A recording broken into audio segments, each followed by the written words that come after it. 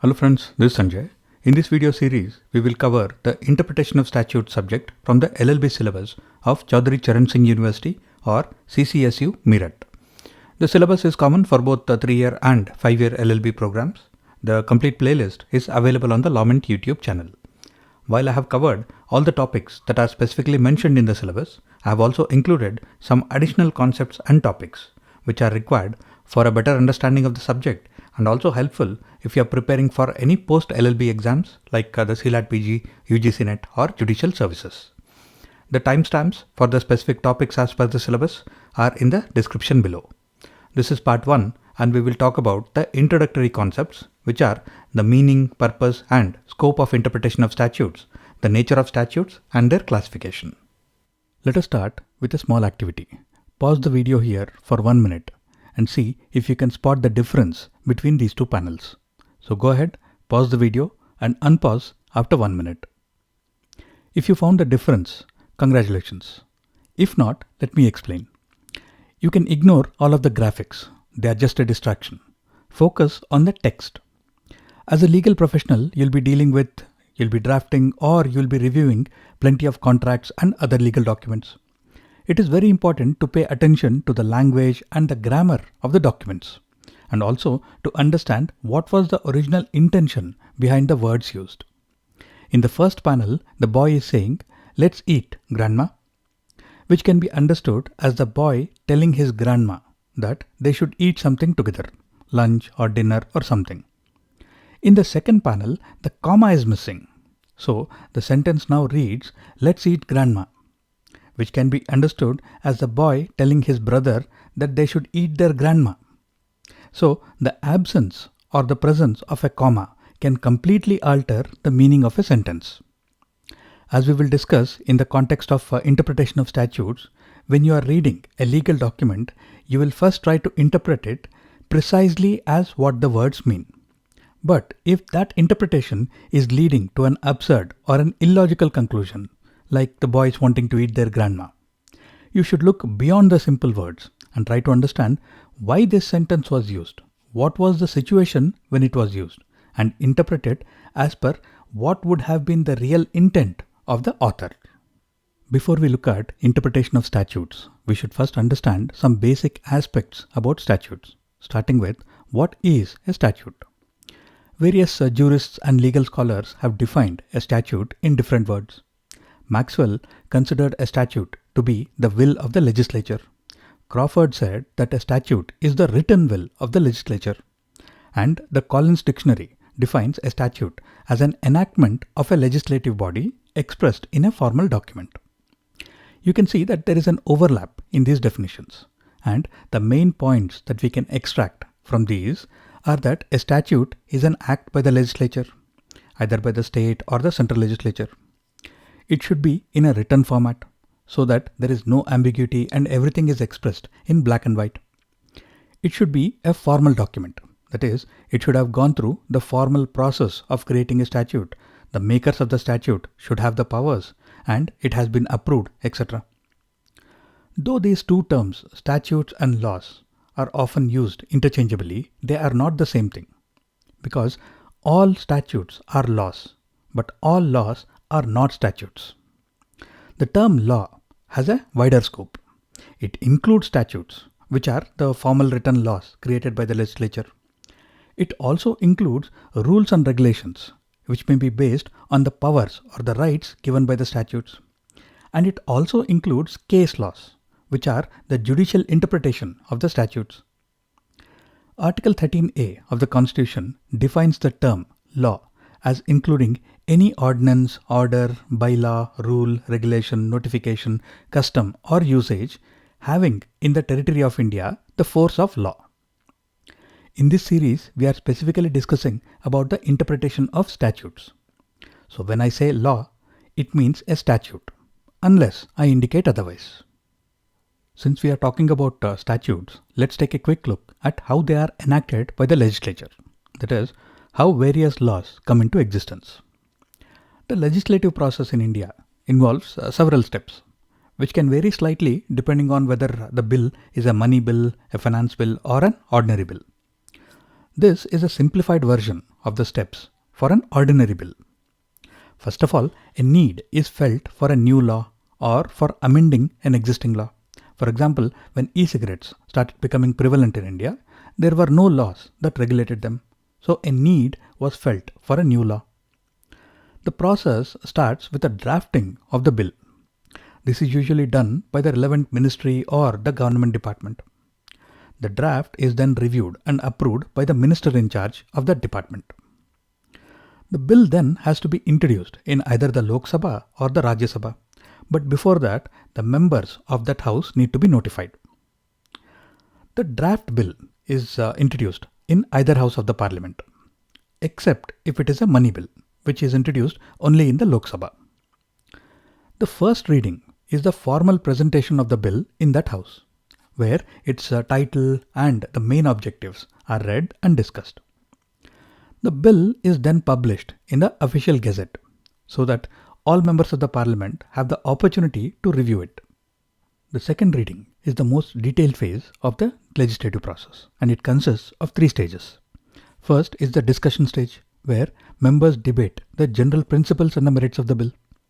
The second stage is the committee stage, where the bill is referred to a parliamentary committee which examines it clause by clause. Amendments can be proposed or public input may be sought at this stage. And then comes the consideration stage, where the House considers the committee's reports and the members can discuss and vote on each clause of the bill and also on any amendments. In the third reading, the debate is limited to the acceptance or rejection of the bill as a whole, and no amendments are allowed at this stage. Members then vote on the bill. After passing one house, the bill is sent to the other house, where it goes through a similar process. If the second house suggests some amendments, then the bill goes back to the house where it originated for reconsideration. If the 2 houses disagree on the amendments, or if one house does not act on the bill within 6 months, then the president may summon a joint sitting of both the houses to deliberate and vote on the bill. Once both houses of parliament pass the bill, it is presented to the President of India for assent. The President can give assent, withhold assent, or return the bill if it is not a money bill with a request for reconsideration. If the bill is returned and passed again by both the houses with or without amendments and presented again to the President, then it is obligatory for the President to give assent. After the President assent, the bill becomes an Act of Parliament. It is then published in the Gazette of India and comes into effect on the date mentioned in the Act. If no date is specified, then it will come into force on the date of its publication in the Gazette. As I will discuss in a little more detail, statutes can be classified on the basis of their duration, their nature of operation, or their objective. The first criteria for classification of statutes can be their duration. They can be perpetual or they can be temporary. A perpetual statute does not have any specific time limit or end date. It is in force until it is repealed, either expressly repealed or the repeal is implied in some way. Most statutes are perpetual, such as the Companies Act or the Civil Procedure Code. On the other hand, temporary statutes are in force for a specific period only, so they have a time limit.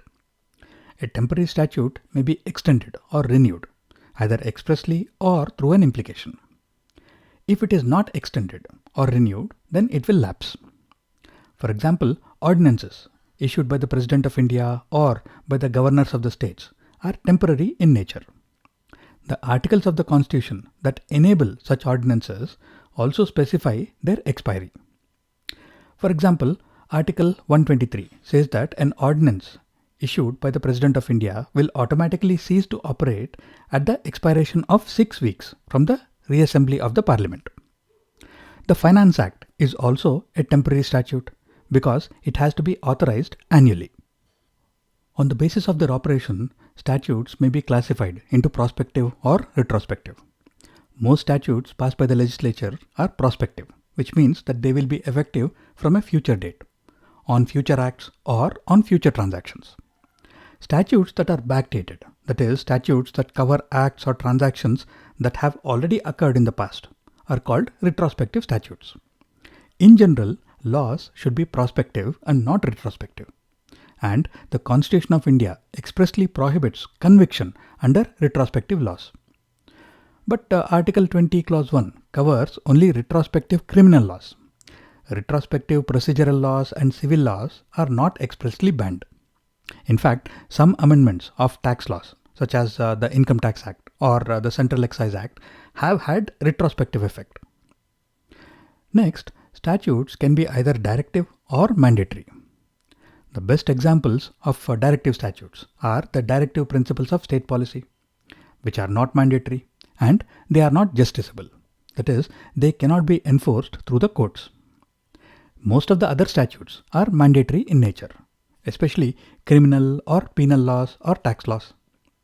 Such laws specifically prohibit certain actions or transactions or may force persons to act in a specific way under specific situations. And mandatory statutes are justiciable, that is, they can be enforced through the courts.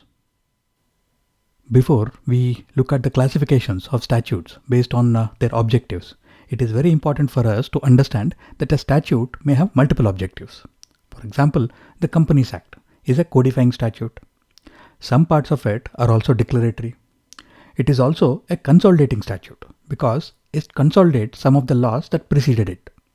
It prescribes some fines and penalties, so it also has some penal objectives. So most statutes will not neatly fit into any single category. They will come under multiple categories depending on the context. Codifying statutes codify unwritten laws in orderly and authoritative statements. For example, there were several customs and traditions that were historically being followed by various communities and groups of businessmen.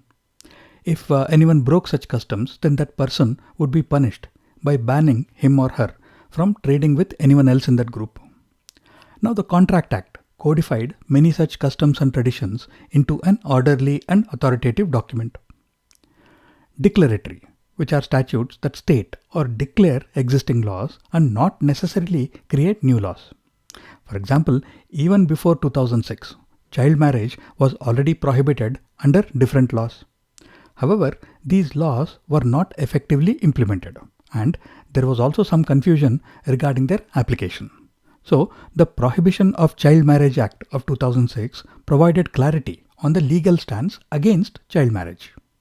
Remedial, curative, and validating statutes remedy or cure defects in existing laws without making substantial changes. They may also validate judge-made laws or judicial precedents by including them in the statutes. For example, the Companies Amendment Act of 2015 was introduced to simplify the procedures and remove some of the ambiguities in the previous Companies Act of 2013. The new 2015 Act provided several amendments to cure the defects and clarify the provisions of the older 2013 Act. Amending acts are similar to remedial, curative, or validating statutes because these are also making changes to existing statutes. But the crucial difference is in the scope or in the extent of the changes. While remedial statutes make small corrections or small changes, the amending statutes bring about significant changes.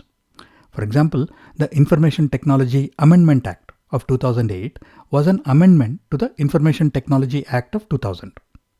The new act introduced changes to tackle new forms of cyber crimes, and it also included provisions for offenses like identity theft, cyber terrorism, and data protection that were not prevalent when the original IT Act was passed. Consolidating statutes consolidate multiple statutes or rules into a single statute. For example, even before 2016, people, firms, and companies were becoming bankrupt, but these situations were being handled under different laws in different ways. The Insolvency and Bankruptcy Code of 2016 brought together these fragmented laws related to insolvency and bankruptcy of corporate persons, partnership firms, and individuals into a single legislation. Enabling statutes remove restrictions or disabilities. They may make certain actions lawful. They may create new powers or permissions for individuals, organizations, or government bodies. For example, the original Constitution had right to property as a fundamental right, which meant that the state could not take over private property easily. The act or the statute to amend the constitution to move the right to property from a fundamental right to a lesser constitutional right was an enabling statute, since it now enabled the government to take over private property more easily for public purposes. Many statutes have prohibitory, disabling, or restraining objectives. For example, the Child Labour Prohibition and Regulation Act of 1986 specifically prohibits children from being employed in several sectors or industries. Penal statutes like the Indian Penal Code specifically impose penalties, punishments, or forfeiture. Permissive statutes permit certain acts without making them mandatory. For example, the Right to Information Act grants citizens the right to access information that is under the control of public authorities. From a citizen's perspective, it is permissive because it allows citizens to seek information, but it does not make it mandatory. Like I mentioned earlier, the same statute can often be classified under different categories depending on the context. The RTI Act is a good example of this because from a citizen's perspective, the RTI Act is a permissive statute. But from the government authority's perspective, it is mostly a mandatory statute. Repealing statutes are laws that are enacted to revoke existing legislation, either in part or in whole. When a statute is repealed, it becomes invalid. But certain provisions, called the saving clause, may be included in the repealing statute or the new statute to preserve the actions that were taken under the old repealed law. A good example is the Repealing and Amending Act of 2019, which repealed 58 obsolete and irrelevant laws. Whenever a new act is passed on the same subject, it usually repeals the older act, partly or fully. If it is specifically written in the new statute that the old statute is repealed, it is called explicit repeal. If the new statute is so inconsistent with the old statute that both cannot reasonably coexist, then the older statute is automatically considered to be repealed, and this is implicit repeal. Now that we know what are statutes and the different classifications of statutes, let us now talk about the need to interpret statutes. As you are aware, the legislature makes the law, the executive implements the law, and the citizens follow the law. But what happens if the executive is unclear about the law? What if implementing the law as the executive understood it is leading to an injustice or an absurd situation? Or what if the citizens have a concern that the law as implemented is negatively affecting their fundamental rights or constitutional rights? In fact, the need for interpretation usually arises when there is a disagreement between the executive and the citizens. This is where the judiciary comes in. The courts will look at the law, all the available evidence, the situation where the law is sought to be applied, and then they will interpret the law so that it fulfills the actual intent of the legislature. Salmon's view was that looking at the mere text or the letter of the law is not sufficient. We should understand the actual intent or the spirit of the law. He said that interpretation or construction are the process through which the courts ascertain the actual meaning of the law. Lord Dennings, who was a British barrister and judge, brought out two more points.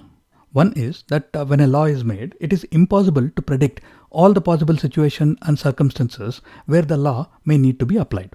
For example, you made laws for normal cars, and suddenly you have driverless cars, and you need to interpret how the existing laws will be applied to this new situation. The second point he made was that English language is not precise. As we have seen, the absence or the presence of a comma can completely change the meaning of a sentence. Therefore, interpretation is the process by which the courts determine the actual meaning of a statutory provision for the purpose of applying it to the situation before them. This is a quick list of situations where interpretation of statutes may be required. Ambiguity. When the language of a statute is not clear or it is open to more than one reasonable interpretation, then the courts will need to interpret the statute to determine the legislature's intent. Vagueness, that is, if a statute is vague and does not specifically address a point in issue, then interpretation is necessary to apply the statute to specific situations. If the literal meaning results in absurdity, That is, if applying the literal meaning of the statute's words would lead to an absurd or illogical outcome, then that is unlikely to be the legislature's intent. Or conflicting statutes, when two or more statutes appear to provide conflicting instructions on a particular issue, then interpretation is used to resolve such conflicts. Or gaps in the law.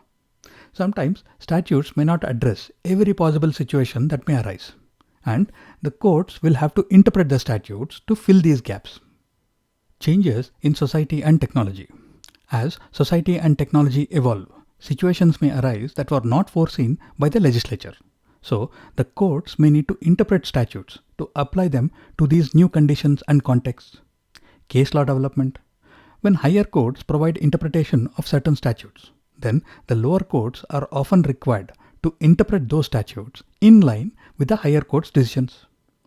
Application to specific cases, where courts interpret statutes to determine how they apply to the specific facts of a case before them. Use of undefined terms. That is, if a statute uses terms that it does not clearly define, then interpretation may be needed to understand the meaning of these undefined terms in the context of the statute. Drafting errors. That is, if there are errors or omissions in the statute, then interpretation is needed to ascertain what the corrected statute would likely have intended. And finally, new evidence of legislative intent.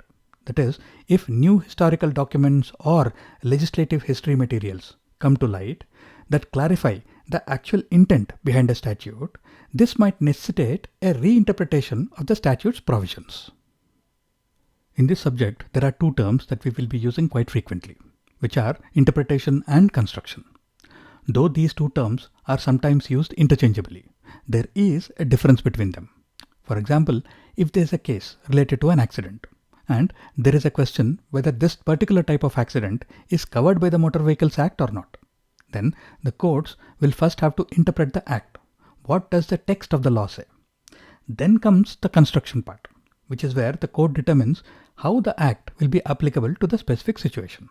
So, interpretation focuses on determining the meaning of the statute, and construction focuses on giving effect to that statute. Interpretation looks at the language and the literal text, and construction takes it to the next level to consider what could be the result of the different possible interpretations of the statute. Interpretation is used in case of ambiguous language, or if there is a conflict or contradiction between the provisions of the same statute. Construction looks at the specific situation, whether it is covered by the statute or not, and how to resolve conflicts between different statutes that are applicable on the same situation, and also how to deal with new or unforeseen situations. And with that, we can conclude this session. If you have any questions or feedback, post a comment below. I will see you soon in the next video. Take care and Jai Hind.